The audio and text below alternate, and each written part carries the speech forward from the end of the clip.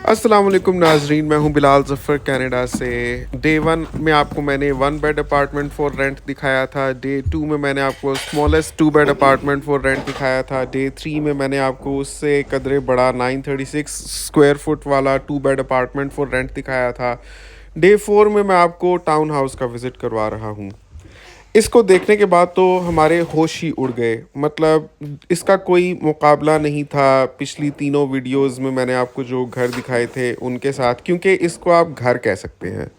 वो तो बस एक पोर्शन था छोटा सा, ये बाकायदा घर था। ये 2 बेड का टाउन होम है, टाउन हाउस भी कहते हैं, टाउन होम भी कहते हैं, लेकिन माशाल्लाह क्या बड़ा इसका लाउंज था कि दिल खुश हो जाता है। मतलब आप सोफ़े रखें भर भर के, आप एल शेप्ड सोफ़ा रखें, आप चेस्टर फील्ड वाले भरे हुए गद्दों वाले सोफ़े रखें, जगह ही जगह है। और किचन भी इतना बड़ा, और कमरे सारे ऊपर हैं। इसके साथ बेसमेंट नहीं थी। एक ये चीज़ थी कि नीचे कोई और फैमिली रह रही थी। तो हमने ये सुन रखा है कि कोई ऐसा घर जब किराए पर लेते हैं जिसके नीचे कोई और फैमिली रह रही होती है, तो बाद में फिर मसले बन सकते हैं कि ऊपर से आवाज़ें आती हैं बच्चों की या भागने दौड़ने की, ये मसाइल बन सकते हैं। वरना कुछ टाउन हाउसेस ऐसे होते हैं जिनके साथ बेसमेंट भी होती है, तो वो बेस्ट ऑप्शन होती है। इसके नीचे खैर एक फैमिली रह रही थी। किचन आप देखें कितना ज़बरदस्त है इसका। ये नया टाउन हाउस नहीं है, थोड़ा सा पुराना है, लेकिन पेंट वेंट करवा के सब कुछ बिल्कुल A1 हो जाता है। पेंट हुआ हुआ हो, सफाई हुई हुई हो, इसकी सफाई अच्छे से होनी रहती थी। शायद माजी करीब में ही कोई फैमिली खाली करके गई थी, लेकिन इतना बड़ा बड़ा खुला खुला घर देखकर दिल खुश हो गया। ये देखें ना कितनी ज़्यादा जगह है, और इसका किराया उतना ही बन रहा था जितना मैंने आपको डे 2 या 3 की वीडियो में जो घर दिखाए थे उनका बन रहा था।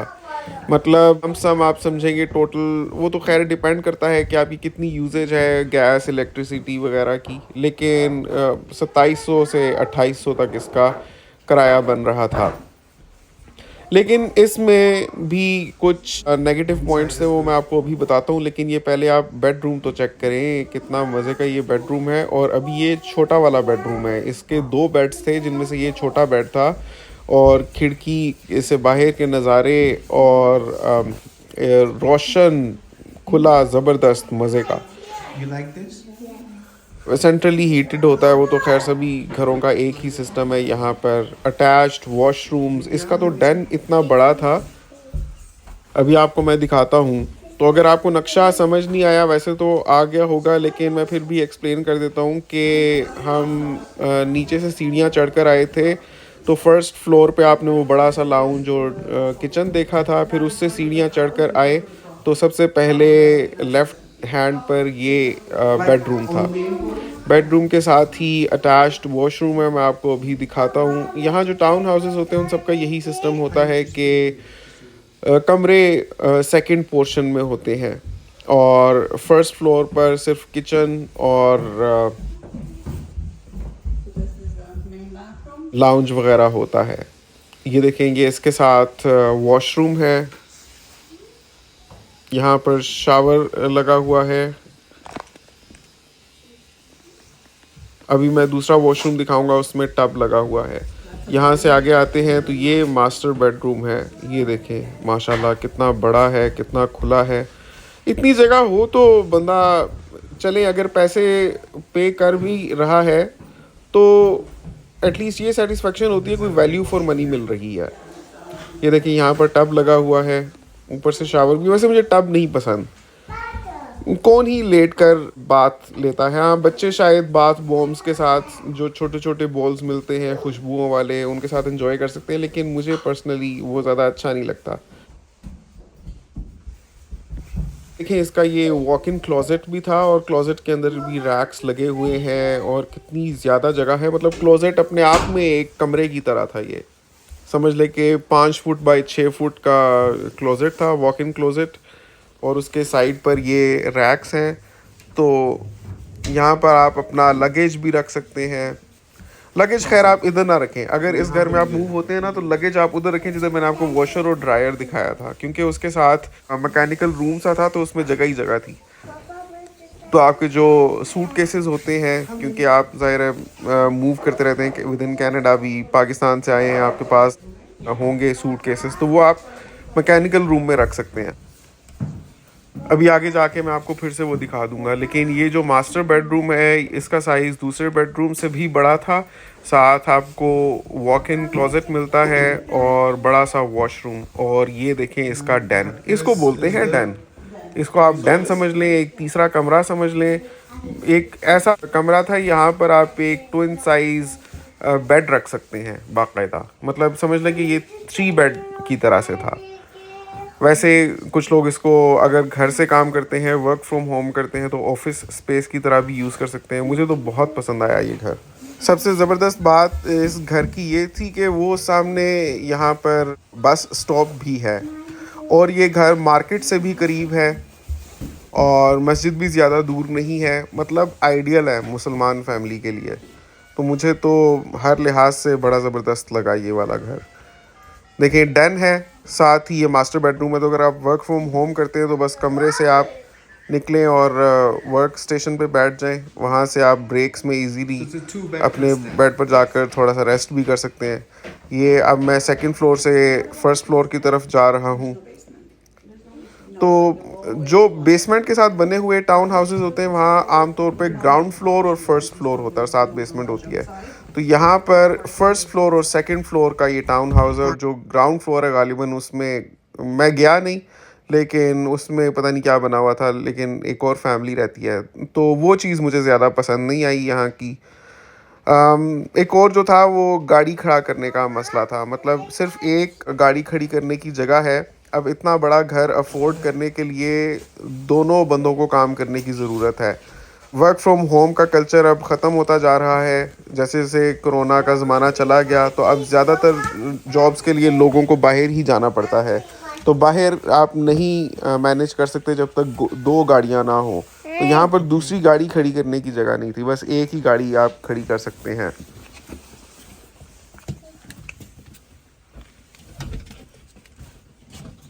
बस स्टॉप तो करीब है, लेकिन वो फिर आपके ऊपर है कि आपको मैनेज करना पड़ेगा।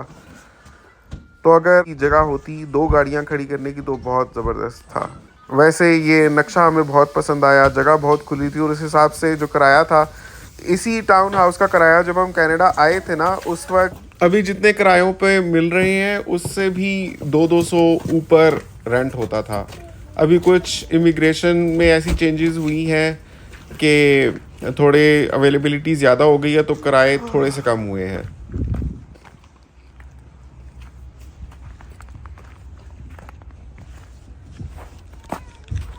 अभी मैं आपको थोड़ा सा फिर से दिखा देता हूँ मैकेनिकल रूम जहाँ मैं कह रहा था आप स्टोर कर सकते। ये देखें, जैसे ही आप फर्स्ट फ्लोर पे आते हैं ना तो ये आपका लाउंज है बड़ा सा, और इसके साथ ही आपकी सीढ़ियाँ ऊपर जाती हैं।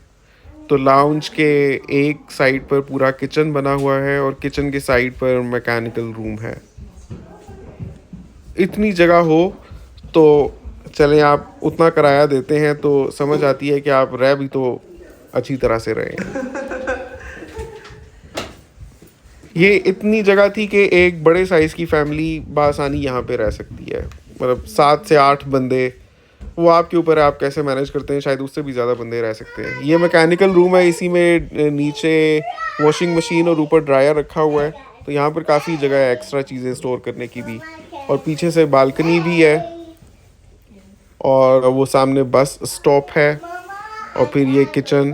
मतलब ये आइडियल था घर। मतलब कनाडा में आप अपने जहन में रखें कि अगर आप आते हैं ना तो 2200 तक आपको बस एक पोर्शन जैसा घर ही मिलेगा, उसमें 2 बेड तक आपको मिल जाएगा। लेकिन अगर आप सही घर में रहने वाली फील लेना चाहते हैं ना तो मिनिमम आपको टाउन हाउस चाहिए और उसके लिए आपके 2500 से 3000 तक खर्चा होगा। फिर उससे नेक्स्ट कैटेगरी आती है डिटैच्ड होम्स की, वो उससे भी ज़्यादा महंगे होते हैं। अगर आपको उनकी वीडियो चाहिए तो नीचे कमेंट करें, लिखें डिटैच्ड होम, तो फिर मैं इंशाल्लाह कोशिश करूँगा कि आपके आपके लिए उसका एक टूर लेकर आऊं।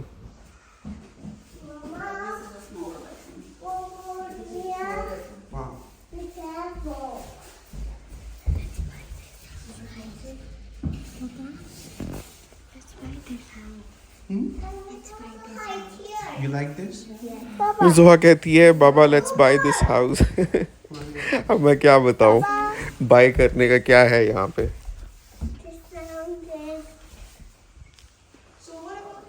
लेकिन इस तरह के जो टाउन हाउसेस होते हैं ना, या जो डिटैच्ड होम्स हैं, बस समझ ले सवाल ही पता नहीं होता कि आप एक बंदे की इनकम के साथ मैनेज कर लें।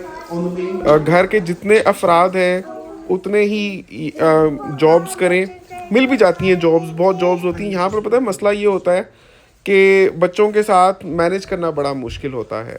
इसी वजह से बहुत फैमिलीज़ के बच्चे ही नहीं हैं, क्योंकि उनका टोटल ध्यान काम के ऊपर होता है और पैसा कमाने के ऊपर होता है। कुछ लोग शायद ये समझते होंगे कि बच्चों के साथ तो आसानी है कि चाइल्ड बेनिफिट भी मिलता है, लेकिन चाइल्ड बेनिफिट ज़्यादा सिर्फ शुरू के चंद साल मिलता है। उसके बाद मतलब ये बच्चे तो लाइफ लॉन्ग रिस्पॉन्सिबिलिटी है, और आप इस तरह का विजन रख के कभी भी नहीं चल सकते कि आप बेनिफिट्स के ऊपर गुजारा करेंगे। आपको खुद ही अपने बच्चों के लिए प्रॉपर प्लानिंग करनी है, उनको पूरे तरीके से उनको रिसोर्सफुल बनाना है और उनको सपोर्ट करना है। तो बिल आखिर आपको अपने ज़ोरे बाजू पर ही इक्तफ़ा करना होता है। बड़े होके इन्हीं बच्चों की आपने एजुकेशन भी करवानी है, हर तरह के एक्सपेंसेस माँ बाप ने बियर करने होते हैं। बस यही सोच के ज़्यादा लोग ये प्रेफर करते हैं कि होते ही नहीं यहाँ पर बच्चे ज़्यादा, तो फिर दोनों फुल टाइम कंसंट्रेट कर सकते हैं अपने जॉब्स पर और अपने मर्ज़ी की ज़िंदगी जीते हैं। मतलब they have all the time by themselves. फिर वेकेशंस प्लान करते हैं, घूमते फिरते हैं, ज़बरदस्त घरों में रहते हैं, ज़बरदस्त गाड़ी निकलवाते हैं।